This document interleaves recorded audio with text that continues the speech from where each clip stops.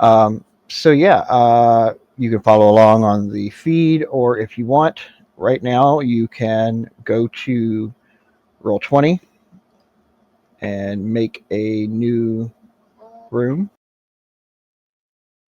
create new game.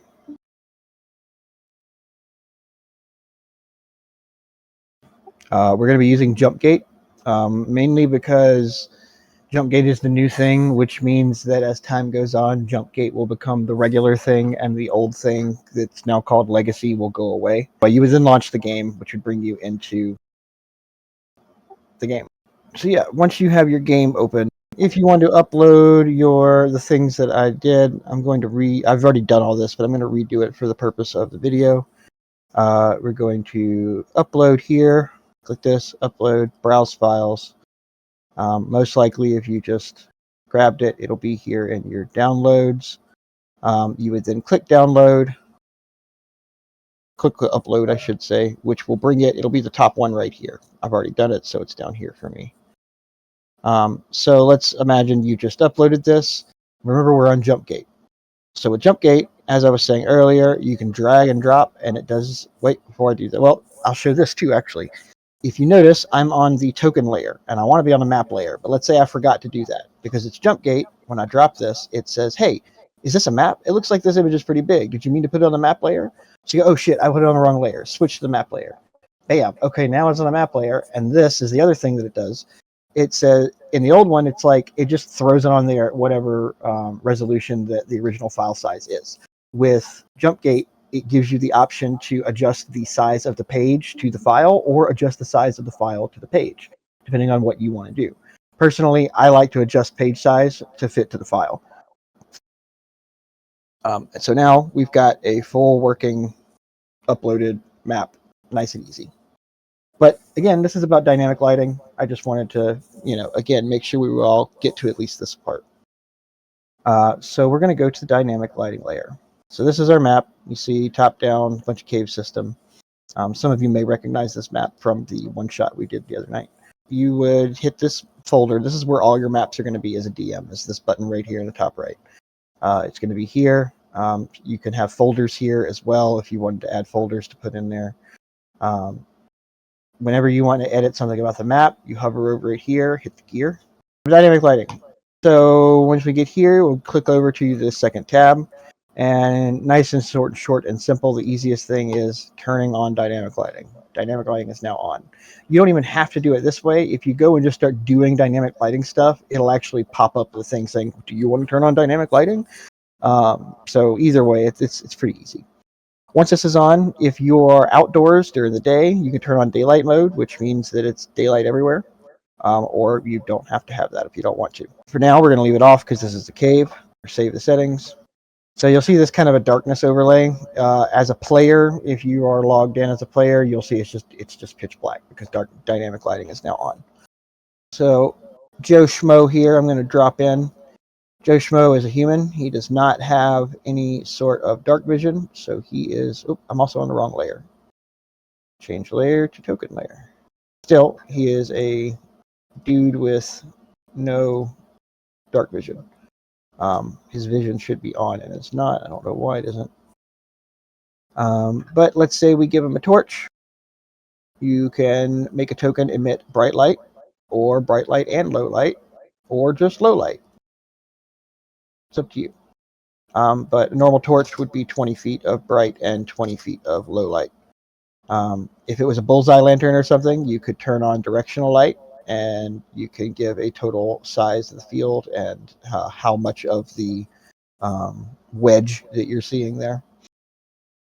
And then you can change the color of the light, but I don't recommend it. It tints things weirdly sometimes. So yeah, and then the total light would be the 20, and the 20 that's on is 40.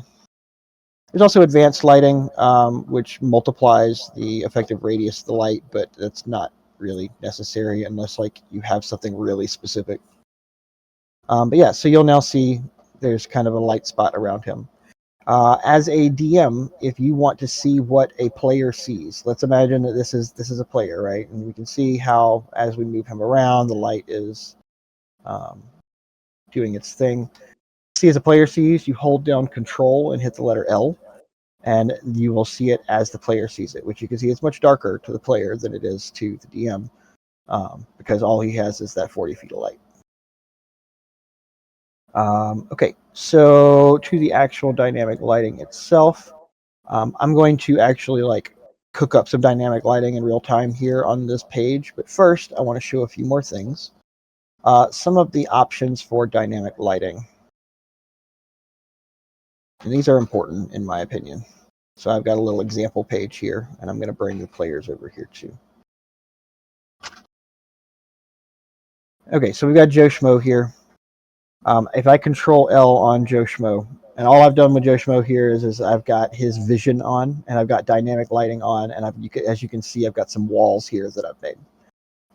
So if I control L on him, we'll see what he sees, and we will see that there is a wall in the way, right? So if I move him, if you are watching on the video feed on the stream, as I move him, so does the lighting move in real time, which is nice, except if you, the players, are watching, you don't see me moving anything. For all you can see, I'm still in one spot, which means that I can do this. I can wander through and take a look and go, oh, look, there's a bad guy in here. Okay, well, now I know there's a bad guy in here. And then I can go back and then drop my token back here. And to everyone other than me and people watching through the streaming feed, I haven't done anything. But now I've basically cheated, and I've dragged my token around to go and look and see what's inside. And so now I can see that, and I drop them back out here. I can even pass through the walls this way. So how do we fix this? I've got a second screen that's identical to the first, except that we have fixed these problems. Joe has vision. So if we look, now if I move Joe, you'll see that the light does not move with him. Only whenever I let go of the token does the shadows update. And when I let go of the token, everyone on the other side, players, DM, etc., will see where the new token location is. They'll see the token move from point A to point B. So it's obvious, okay, the player moved from point A to point B to get a better view. Makes sense. Also, in this way, I can't pass through walls. I get stuck on things. So it's much harder to cheat this way. Now, there is still the little possibility of I can still pass into the shadows if I can figure out my way by bumping into the walls and like figure out how to get places and get a lay of the land this way. But I run the risk of getting stuck, and then you get caught and get in trouble, and it's obvious what you're doing to the DM that's discerning and paying attention. So how do I do this? That gear here, there's two spots. For the first spot, it's one on each of the two tabs. For the page details, we've got the lines block movement, so that allows me to not pass through walls. If this is off, you pass through walls. If this is on, you do not pass through walls. And then the vision is under the dynamic lighting side. It's update vision on token drop. If this is off, then you can cheat and wander around and nobody can tell that you're peeking. If it's on, then the vision only updates on token drop, which is how you want to set it if you want your players to be fair. Okay, so those are the two big settings that you want to remember. Let's go back to our original. All right, there's a few ways we can do the dynamic lighting walls. I am going to show you the way I like to do them personally. First, we'll go down to the lighting layer. Doesn't really look any different. The big difference is whenever we go to draw. If we are on, let's say, the token layer, you'll see you've got these options here, the thickness of the line and the color. GM layer, map layer, it's all the same. Only on the lighting layer do we have this extra that allows you to make walls, one-way walls, and then transparent walls, so glass, whatever. You can still make them thin or large or whatever. I usually do small. Also, I like to color code. You don't have to. That's up to you. Normal walls that are impassable are red. And that's usually what I use more than anything else is red. If you ever go through my files if you're a DM on the same group as me, you'll see red all over the damn place on my dynamic lighting. That's what I'm going to be using basically forever today. I'll also use yellow for secret passageways. So let's say there's something hidden here and I'll do something like that. And I'll have red on either side of it so that, oops, so that from the dynamic lighting side, it's pretty obvious. Okay, well, this is where that secret passage is because you can see it. From the player side, all they see is a wall that they can't see past. There's no difference in color. There is no color period for the players. This is all purely for the DM's benefit. And then green, I would use green for doors that, things that would need to be opened repeatedly, that kind of thing. But now there's actual doors that you can use, which are even better. So we'll get to that in a minute. So yeah, if you are following along at home on your own computer, this is a great time to try to do what I'm doing here. We've got small red walls, and it's literally, you click and you've got the line, and then you click again and then you've got a line, and it's just the points in the line is where you're choosing. I do not recommend that you just keep going and going and going and going and going and going and going and going all the way around, because if you mess up, then you have to delete the whole thing. You can't just delete the place that you messed up.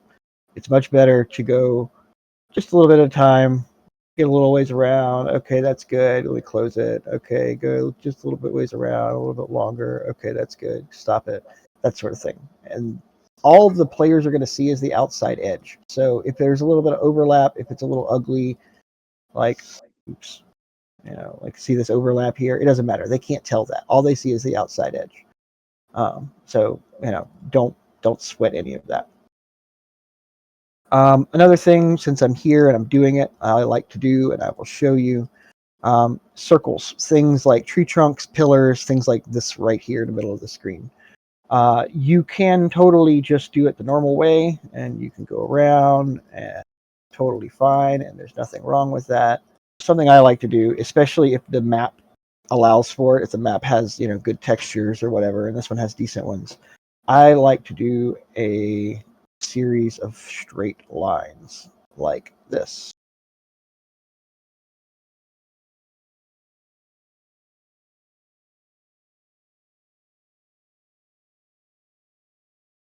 And sometimes I'll do 4, sometimes I'll do 2. But here's the point. We got Joe here. All right. So now, as you walk around, the player can see the object. So if it's a tree, they can tell that it's a tree. If it's a pillar, they can tell that it's a pillar. If it's a column, they can tell that it's a column. Instead of it just being a black blob that they can't see anything, that just blocks vision, and that's it. It still blocks vision. It's still, at any given angle, it still blocks basically everything that a fully filled out pillar would block for the purposes of strategy or combat or whatever. But it gives the player a much better idea of the environment that they're in. That's just a little amazing. trick. That's amazing. For whatever reason, the longer these lines get, the glitchier they get too. I would also be patient. Clicking really fast repeatedly tends to make it lock up and not do what it's supposed to do. Clicking once, giving it a second, clicking once, giving it a second is going to give you a much more accurate, consistent, putting the points where you want them. If you try to go too fast, it'll just start ignoring your button clicks. At least it will on my computer. Maybe you've got a really fast desktop and internet and it's not a problem for you, but again, I'm already getting too long. I should have probably already cut this in like 2 or 3 pieces. And I do this thing where I get really detailed at first, and then the longer I go and the more of this I do, the lazier I get and the more jagged everything gets. But here's the thing. When it comes to the player's view, they can't really tell the difference. Like, it does not look very different from a player perspective. Like, this side is a little bit more jagged, this side is a little bit more accurate, but as you can tell, it basically looks the exact same. Like, you can't really tell that I spent twice as long on this side as I did on this side. So don't sweat it. Again, is what I'm getting at. It's hard to mess up too terribly, especially if you are making short lines and not making super long ones. That's like the biggest mistake you can make is super long lines. I've made the mistake of, not on this map, but on other maps, going like, for 15 minutes on one long line, and then accidentally click halfway across the map and have a big zigzag across the map that cuts across everything. So I have to delete it. There's no other option, and I just lose like 15 minutes worth of work. And by that point, I just throw my hands up and decide that this map isn't going to have dynamic lighting anymore. Okay, so just to demonstrate them as well, I'm not even going to really worry too much about it, but we're going to do a one-way here just to kind of show what a one-way is and how it works. That's another thing with the colors. I like to color things differently. So if this is a one-way, let's go with orange. Just so at a glance, whenever I'm zoomed out, I can tell what's what. The good thing about the one-way thing is they have a mirror button, so it doesn't matter which way is which, because if it's the wrong way, you can just flip it. So you'll see the arrow there. That kind of gives you an idea. Let's use our Joe Schmo again. Oop, am I doing that? I'm doing something wrong. So I did it. Okay, so it's backwards. So let's go back, click, and flip direction. All right, now if we go back and use him as a vision. So just like over here, everything is. Hold on, let me fix this because this is bugging me. It's happened a bunch of times. We are going to lines block movement. When we switch to one way, let me switch back to here. Okay, we've got two copies of our Joe Schmo here. Just let's imagine that this is not a cave, but this is a series of canyons, and these are plateaus that are high up and canyons that are low down. So I've got a one way here set up. So this guy is up on a plateau, this guy is down on the ground. If we look at them through their eyes, we can see that the guy up here can see down and see this guy on the ground. We see this guy down here, looks up, all he sees is a wall because this guy is perched up on the high ground. Makes sense, right? Useful. It is useful. It's worth using in some situations, but it has its flaws. So let's draw a little more. Flip direction. There we go. So now this guy can, oops, this guy can see down. But wait, this guy who's up on the plateau, they're at the same height, so they should be able to see each other. But that's because, again, these are not height differences. These are one-way walls. So this is the limitation that I'm showing you. This is the problem that I'm showing you. And I don't have necessarily a solution to this. This is something you have to be aware of and work around as you're using these tools. Because, again, these are one-way walls. These are not truly height differences. So even though these two people are technically, let's say, 50 feet up and 50 feet up, and this is at 0 feet, they should be looking eye to eye. They can't see each other because technically they're each behind their own separate one-way wall. Does that make sense? So Yeah. limitations. That's what I'm getting at with that. It's still a useful tool. It's something you have to be aware of. Is there a means to fix it?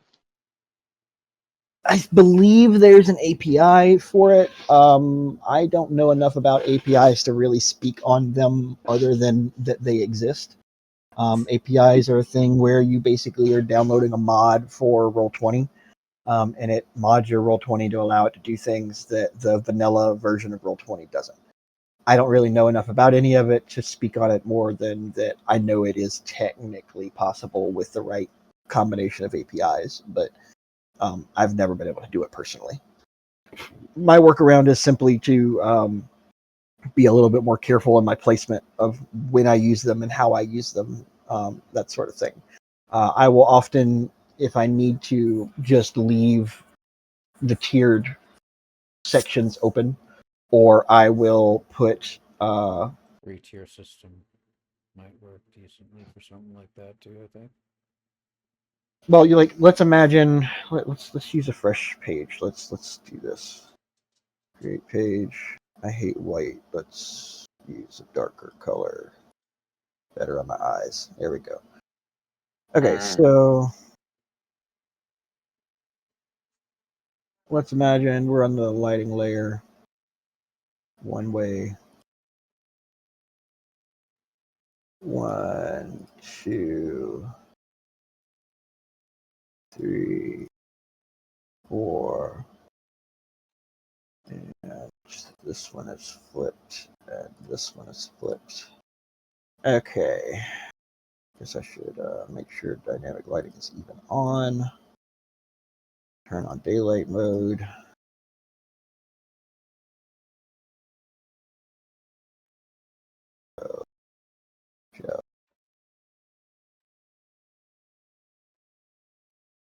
Okay, so what am I doing? Oh, they don't have vision. Why not? I could have sworn I turned vision on before. Whatever.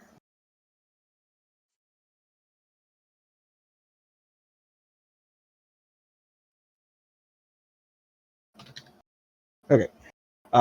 So we control L through this guy. I have one-way walls, a pair of them in each direction here. So depending on who you're looking through, you can see. So this would basically be like if we had, where's the text?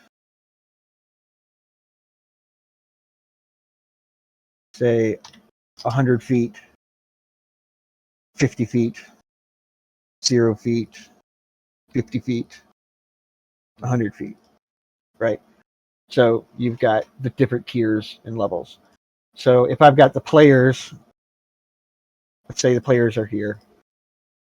There are a guy with the marks on them, and they're coming through. They won't be able to see these guys.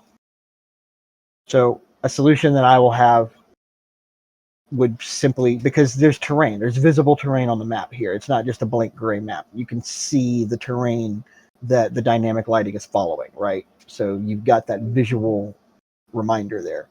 So all I'll do is, okay, you're going through, oh no, it's an ambush. Somebody from the left starts firing at you. So then I'll just delete this dynamic lighting. So now when he looks, okay, he can see this guy. There's still a visual on the map layer. Oops, damn it. What it Hold is, on. yeah. Right. So they still have that visual of that squiggly here of, you know, this is the ledge. But now they can see because they just saw this guy shoot at them. They popped up behind a rock and shot. So it's not a perfect solution, but it is a workaround. And then, okay, they're in the middle of the fight, halfway through the second round, this guy pops up and shoots. So then I'll just delete this one. So now they can see this guy. And then, you know, later on, same thing happens. So I'll delete another one. And so just like basically expanding their view of the map by deleting the layers. And I'll do that by, again, you gotta have to imagine a map here because I don't have a map. But let's say we go with red and go with wall. So it'll be something like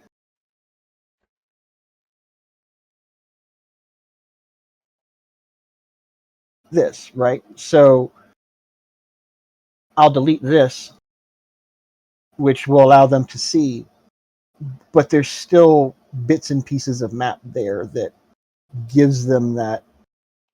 I'm kind of losing my point here. I think you get what I'm saying. I'm sorry, I'm kind of rambling here.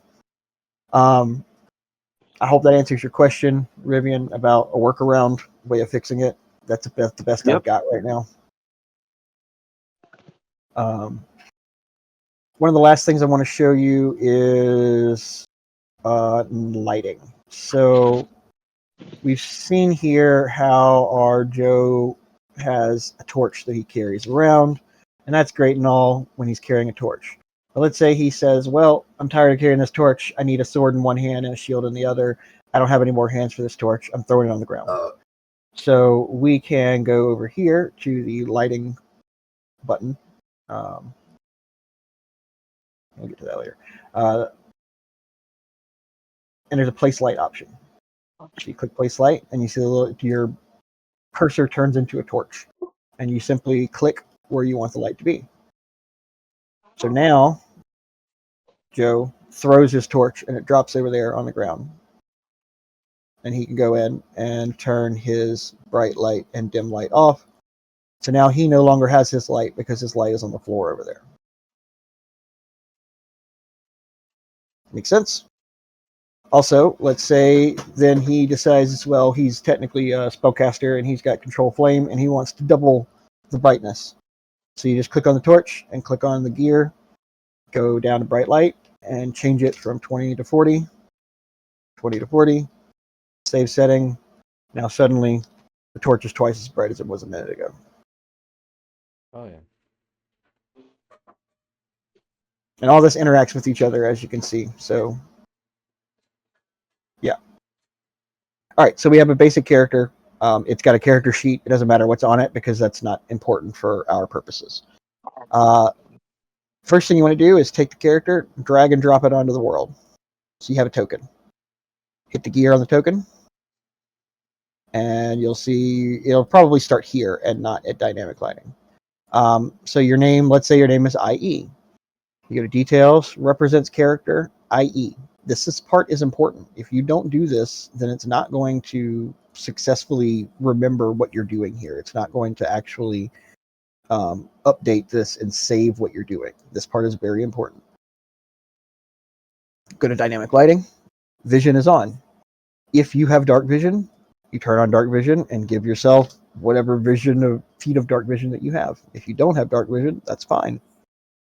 If you have, let's say, the light spell, or you know that you're going to have torches on you for the vast majority of the time that you're going to be adventuring and have no reason not to have torches on you and will be planning to use those torches when it's dark, then you can go ahead and token emits light. Bright light, 20 feet. Low light, 20 feet. Or whatever, but, torches and the light spell are both 20/20. So that's why I always, default to that, because it's basically the default. Or, let's say you're carrying a bullseye lantern, same thing as before. You could use the directional light.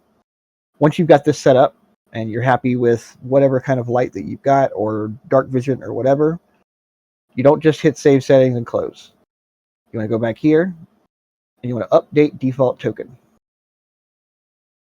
Then save settings. So you go to the main Roll20, go not into launch game, but into the splash page, and go to settings.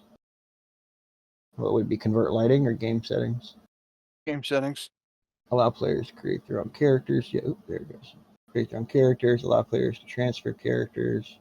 Game default settings. And you hit dynamic lighting tab.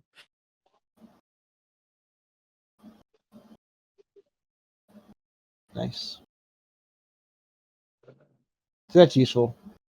So that would be the way to do it for DMs moving forward, is just go here after you create your room, and you can turn all token vision on, That's which handy. that alone solves the big problem right there, is that check.